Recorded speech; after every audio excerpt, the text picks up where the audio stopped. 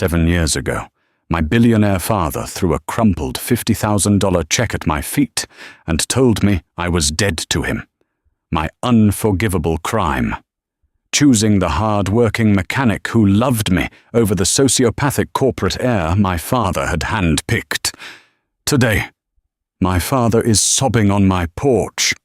I was born into the kind of wealth that doesn't just buy luxury, it buys people, silence, and obedience. My father, Reginald Harrington, was a titan of Marco commercial real estate. After my mother passed away when I was 7, my father stopped looking at me as a daughter and started looking at me as an asset. I was groomed to be the perfect corporate wife, destined to solidify a merger through marriage. For my 24th birthday, my father introduced me to Preston Sterling. Preston was a third-generation hedge fund manager, impeccably dressed in custom Tom Ford suits, with a smile that never quite reached his cold, calculating eyes. To my father, Preston was the son he never had. To me, he was a walking red flag. I remember sitting at a Michelin-starred restaurant with them, watching Preston ruthlessly berate a young waiter to the point of tears over a slightly bruised garnish on his plate. My father just chuckled, admiring Preston's demand for excellence. I felt sick to my stomach. I was expected to marry Preston. The date was practically set before I was ever formally asked. But the universe had a different plan.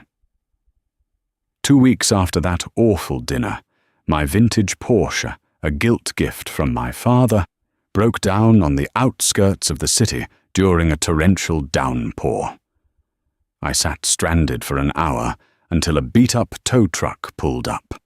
Out stepped Samuel O'Connor. Sam was everything my father despised.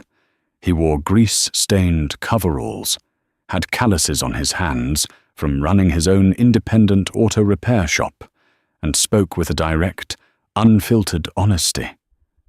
He towed my car, gave me a ride in a cabin that smelled of motor oil and cheap coffee, and treated me like a completely normal person.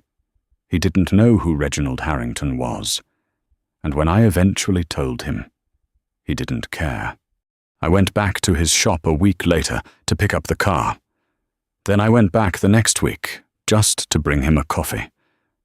Before long, I was spending every free moment I had sitting on a mismatched stool in his garage, watching him work with Sam. I didn't have to monitor my posture, laugh at unfunny jokes, or pretend to care about stock portfolios. He loved me for exactly who I was. We kept our relationship a secret for 6 months. I knew the moment my father found out. A bomb would go off. I just didn't realize how massive the explosion would be. My father had always kept tabs on me.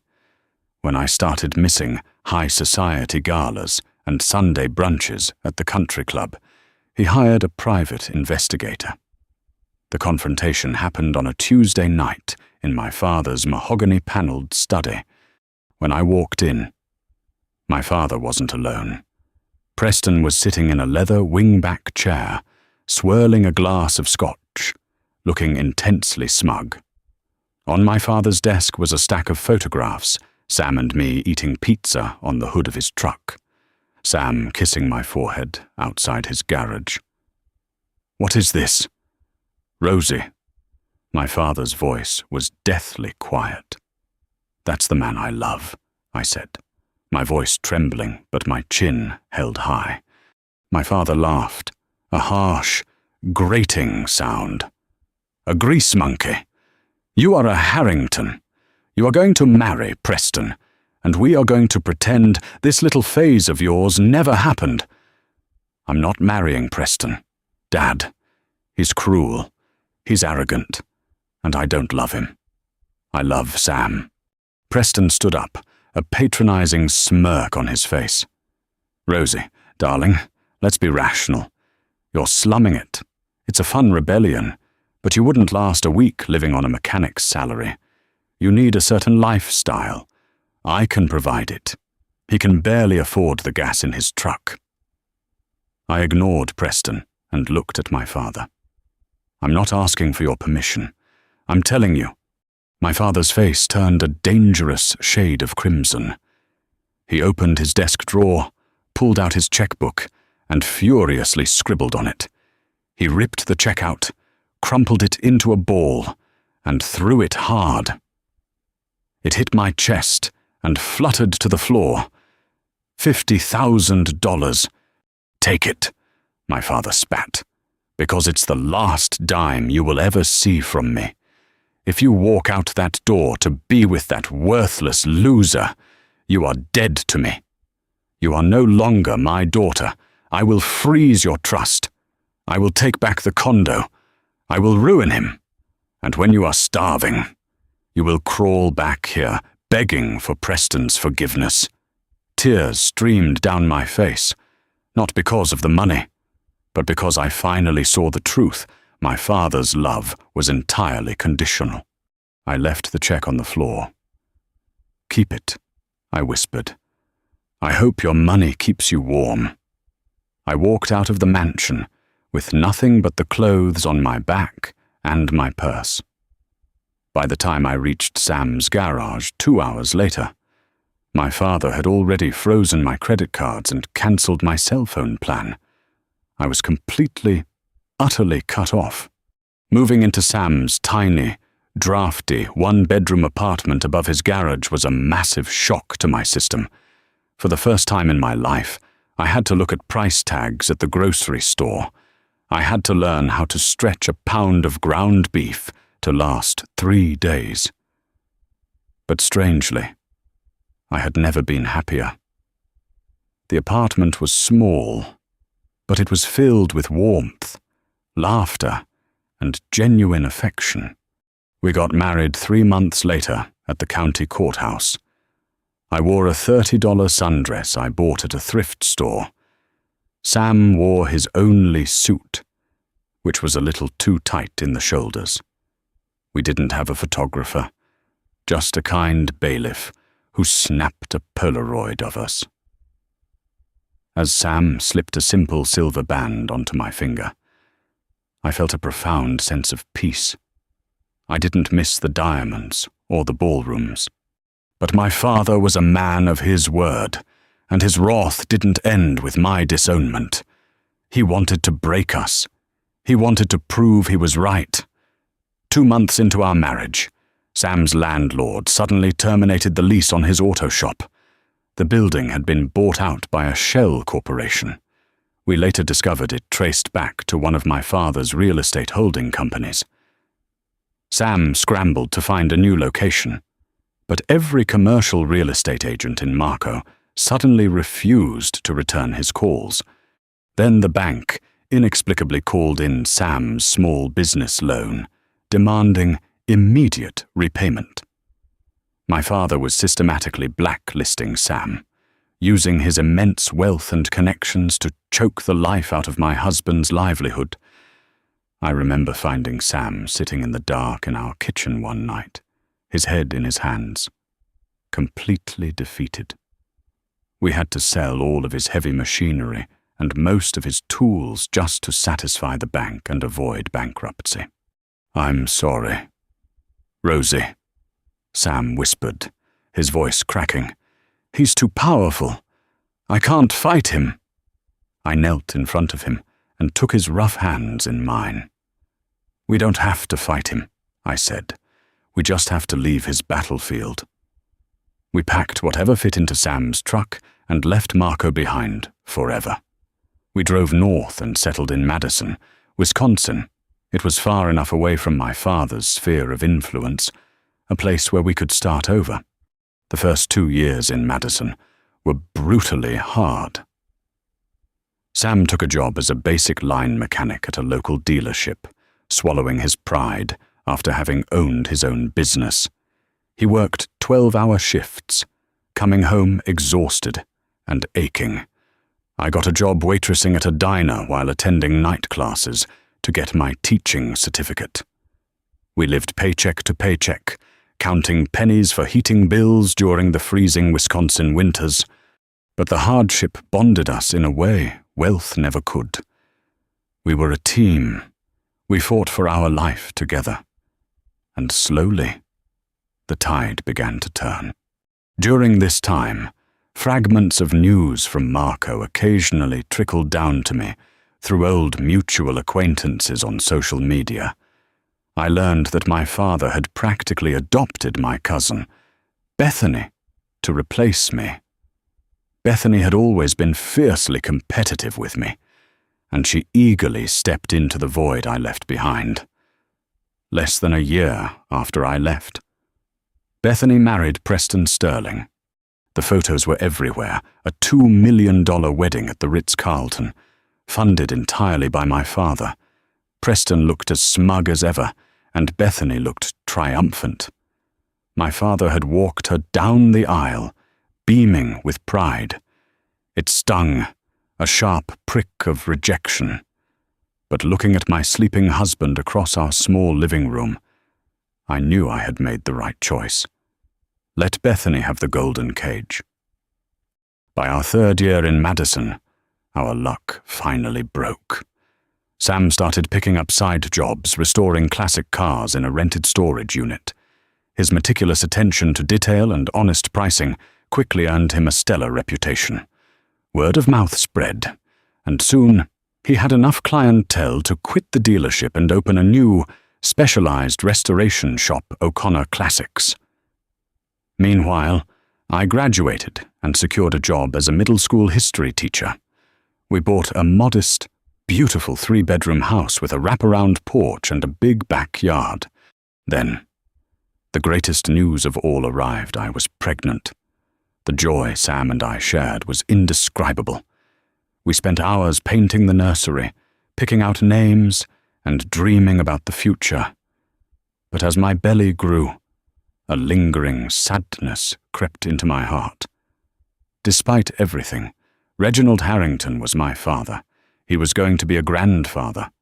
Hormones and a desperate, lingering hope for reconciliation convinced me to extend an olive branch. When I was 7 months pregnant, I wrote my father a letter. I didn't ask for money or an apology. I just told him that I was happy, that Sam and I had built a good life, and that he was going to have a grandson. I included a 3D ultrasound picture of our baby boy. I poured my heart into those pages, hoping that the prospect of new life might melt his icy exterior. I mailed it to his private office, marked personal and confidential. For 2 weeks, I rushed to the mailbox every afternoon, holding my breath. Finally, an envelope arrived. It was my own handwriting. Stamped across the front in harsh red ink were the words, "Return to sender." My heart dropped. But then I noticed the envelope flap. It had been sliced open cleanly with a letter opener, then hastily taped back shut. My hands shook as I ripped the tape away and pulled out the contents. My letter was there, unread, folded exactly as I had sent it. But the ultrasound picture had been taken out. It had been deliberately, meticulously torn cleanly down the middle, right through my baby's face, and shoved back into the envelope. I fell to the floor in the hallway, clutching the torn pieces of the photo, sobbing until I couldn't breathe. That was the moment the final cord snapped. The man who raised me was dead. 2 months later, I gave birth to a beautiful, healthy boy. We named him Leo. When I held my son to my chest, looking up at Sam, who was crying tears of pure joy, I made a silent vow. Leo would never know the coldness of conditional love. He would never know Reginald Harrington. We built our paradise in Madison. We were safe. We were thriving. And the darkness of Marco was completely in the rear-view mirror. Or so I thought, because karma is a patient hunter, and what was happening back in Marco was about to shatter my father's perfect world into a million jagged pieces. 6 years is a long time when you are building a life brick by brick. For Sam and me, those years were a masterclass in quiet, hard-won joy. O'Connor Classics wasn't just a business anymore, it was a local institution. Sam had landed a massive, multi-year contract restoring a fleet of vintage 1960s Shelby Mustangs for a quiet, eccentric collector in Milwaukee. That contract changed our lives, paying off our modest mortgage entirely and allowing us to finally breathe. I had worked my way up to become the head of the history department at the middle school, spending my days passionately debating the causes of the American Revolution with dramatic 8th graders. And then there was Leo. At 6 years old, he was a perfect, chaotic blend of the two of us. He had Sam's grease-smudged knuckles, his easy laugh, and my absolute refusal to back down from a stubborn argument. We were safe. We were completely disconnected from the toxic, glittering ecosystem of the Marco elite. But as a history teacher, I should have known better than anyone empires built on rot always fall. And when they do, the crash is deafening. It happened on a crisp, utterly ordinary Tuesday morning in late October, the kind of morning where the only drama in our house should have been whether Leo remembered his spelling words. I was sitting at the kitchen island, wrapped in a thick wool cardigan, sipping black coffee. Sam was at the stove, humming off-key to a classic rock radio station while expertly flipping dinosaur-shaped pancakes for our son. I unlocked my phone and tapped open my primary news app, intending to skim the local weather. Instead, a breaking news banner in glaring red letters dominated the screen, freezing the breath in my lungs and turning my blood to ice. Federal authorities raid Sterling Hedge Fund, CEO Preston. Sterling indicted on 47 counts of wire fraud and conspiracy. My hand started to shake. I tapped the article, the screen blurring slightly as my eyes raced over the text. The details were staggering, painting a picture of absolute, unmitigated corporate sociopathy. Preston, the golden boy, the impeccable heir in the custom Tom Ford suits, hadn't just been mismanaging money. He had been orchestrating a massive, elaborate Ponzi scheme for the better part of a decade, to fund his private jets, his yachts, and to frantically cover up his catastrophic, arrogant market losses. He had been systematically draining the accounts of his high-net-worth investors. The FBI had swarmed his glass-paneled offices at dawn, hauling out boxes of fabricated ledgers. But the hardest blow of karma, the true, devastating twist of fate, was buried in the third paragraph. Also implicated in the catastrophic financial collapse is Marco commercial real estate mogul Reginald Harrington, whose holding company was heavily leveraged to prop up Sterling's failing ventures. My father, over the next few weeks, the full scope of the disaster unspooled in the national media like a slow-motion train wreck. And I watched the total destruction of Reginald Harrington's empire from the safety of my Wisconsin kitchen. My father, blinded by his arrogant adoration of Preston and his ruthless obsession with securing a corporate legacy, had legally intertwined his entire real estate portfolio with Preston's fraudulent fund.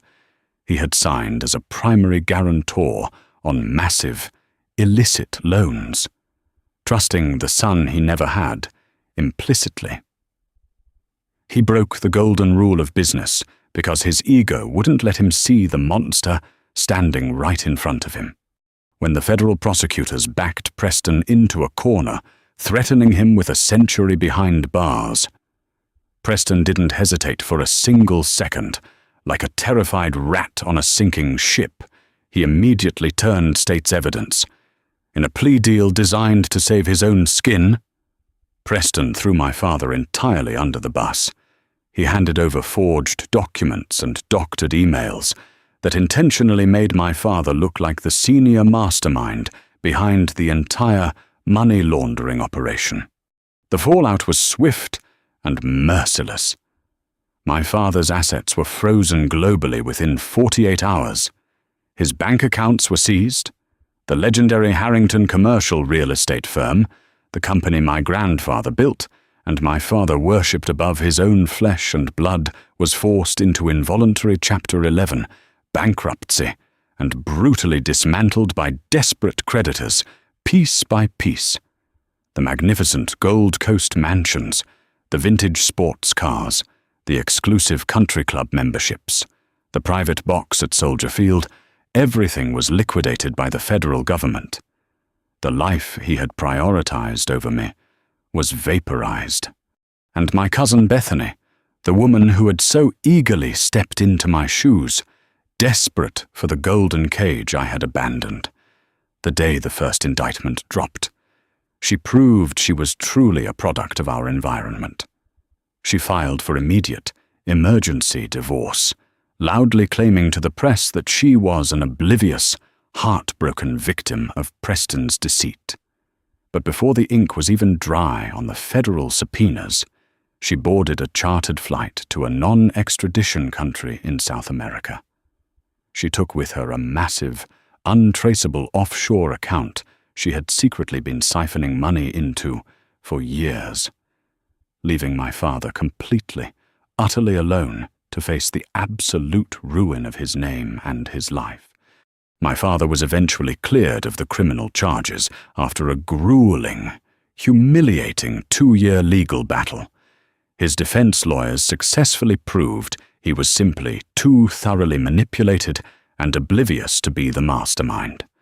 But the civil suits from defrauded investors bled him dry. He was left with absolutely nothing. No money, no company, and, crucially, no friends, because in his world, your net worth was your only personality trait. Once the checks stopped clearing, the invitations stopped coming. Sam watched me closely during those long months. "Are you okay, Rosie?" he would ask gently, coming up behind me and resting his warm hands on my shoulders when he found me staring blankly at another news update on my laptop. "I am," I told him, closing the laptop, and I meant it with every fiber of my being. I felt a profound, distant sense of pity, but absolutely no urge to reach out. My father had painstakingly dug a grave out of his own greed, pride, and cruelty. I wasn't going to jump in with him. Let the dirt settle where it may. That brings me to today. It was a rainy Saturday afternoon. Sam had taken Leo to the hardware store, leaving me alone in the house to grade a stack of midterms. When the doorbell rang, I assumed it was the mail carrier dropping off a package. I wiped my ink-stained hands on my jeans, pulled open the heavy oak front door, and stopped dead in my tracks. Standing on my porch, shivering in the damp autumn air, was an old man. It took my brain a terrifying 3 seconds to recognize him. Reginald Harrington looked nothing like the towering titan of industry I remembered. He was gaunt, his skin ashen and sagging. The custom Tom Ford suits had been replaced by a frayed, ill-fitting beige windbreaker. He looked frail, defeated, and entirely hollowed out. "Rosie," he rasped. His voice shook, instinctively. I took a half-step back, my hand gripping the edge of the door. "What are you doing here?" Tears immediately welled in his eyes, spilling over his weathered cheeks. "Please," he whimpered. "Please don't shut the door. I took a Greyhound bus for 12 hours to get here. I need to see you." I stared at him, my heart pounding a frantic rhythm against my ribs. 7 years ago. This man had thrown money at my feet and told me I was dead. Now, he was crying on my welcome mat. "You shouldn't have come," I said, my voice eerily calm. "I was wrong," he sobbed, clutching his hands to his chest. "I lost everything. Rosie, everything. Preston took it all. Bethany abandoned me. My friends won't return my calls. The bank foreclosed on the last condo yesterday. I have nowhere to go." He looked up at me, his eyes wide and pathetic. I realized none of that money mattered. Family is what matters. You're my daughter. I want to make things right. I want to meet my grandson. He reached into his pocket with a trembling hand and pulled out a small, cheap plastic fire truck, still in its dollar store packaging. "I brought this for Leo." A sickening wave of realization washed over me. He wasn't here because of an epiphany about the value of love. He was here because he had run out of options. He had exhausted every favor, burned every bridge, and hit rock bottom. I was simply the last name on his contact list. "Do you know what's funny?" I asked, my voice dropping to a whisper. "If you had come to me 5 years ago, before the money disappeared, and said you were sorry, I would have let you in. I would have hugged you." "I am sorry now," he pleaded, stepping closer. "Please, Rosie. Just a few nights. Just let me stay in the guest room until I figure things out. Let me be a grandfather to Leo." "Don't say his name," I snapped, the anger finally cracking through my calm exterior. "I'm his family," my father cried defensively. I held up a hand, silencing him. "Wait right here." I turned, leaving the front door wide open, and walked down the hall to the small wooden lockbox I kept on my bookshelf. I opened it and pulled out the single piece of paper I had kept all these years. I walked back to the porch and thrust it toward him. My father looked down at his shaking hands. It was the envelope he had returned to me. He pulled out the contents. He stared at the 3D ultrasound of Leo, the photo that had been deliberately, viciously torn right down the middle, slicing a baby's face in half. My father's face went completely white. His jaw trembled as he looked from the torn photo up to my eyes. "You made your choice 7 years ago," I told him, my voice carrying the unyielding weight of absolute finality. "You tore his face in half because your pride was more important than my child. You don't get to come back now just because your golden boy turned out to be a monster and you have nowhere else to sleep. Rosie, please." I was angry. I didn't mean— "Yes, you did," I interrupted softly. "You meant to hurt me. You meant to break us. But you failed. Sam and I built a beautiful life, and we built it without a single dime of your money. We built it on love, respect, and hard work. Things you know absolutely nothing about." I looked down at the cheap plastic fire truck in his hand. "Keep the toy. Sell it. You probably need the dollar more than Leo needs another truck." My father let out a ragged, heartbroken sob, clutching the torn ultrasound photo to his chest. "I have nothing, Rosie. I have no one." "I know," I said, looking into the eyes of the stranger on my porch. "I hope the memory of your money keeps you warm." I stepped back inside and quietly, firmly, closed the heavy oak door. I engaged the deadbolt with a solid click. I stood in the hallway for a long time, listening to the muffled sound of his weeping on the other side of the wood. 5 minutes later, I heard the slow, shuffling footsteps as he walked away, descending the porch steps and disappearing into the rain. when Sam and Leo burst through the back door an hour later, laughing and shaking off the rain, carrying bags of nails and potting soil. My heart swelled until I thought it might burst. Sam caught my eye, sensing a shift in the air. "Everything okay?" he asked, walking over to wrap his strong, grease-stained arms around my waist. "Everything is perfect," I smiled, leaning my head against his chest. And it was. The ghost of my past had finally been laid to rest, washed away by the very rain he had once left me stranded in. True wealth isn't held in a bank account or a real estate portfolio. True wealth is standing in your kitchen, listening to your son laugh, knowing that the people holding you will never, ever let you go. Family isn't always about blood. It's about who stands by your side when you have absolutely nothing. If my story resonated with you, please hit that like button, share this video with someone who might need to hear it, and subscribe to the channel for more real-life stories. Have you ever had to walk away from a toxic family member? Let me know in the comments below.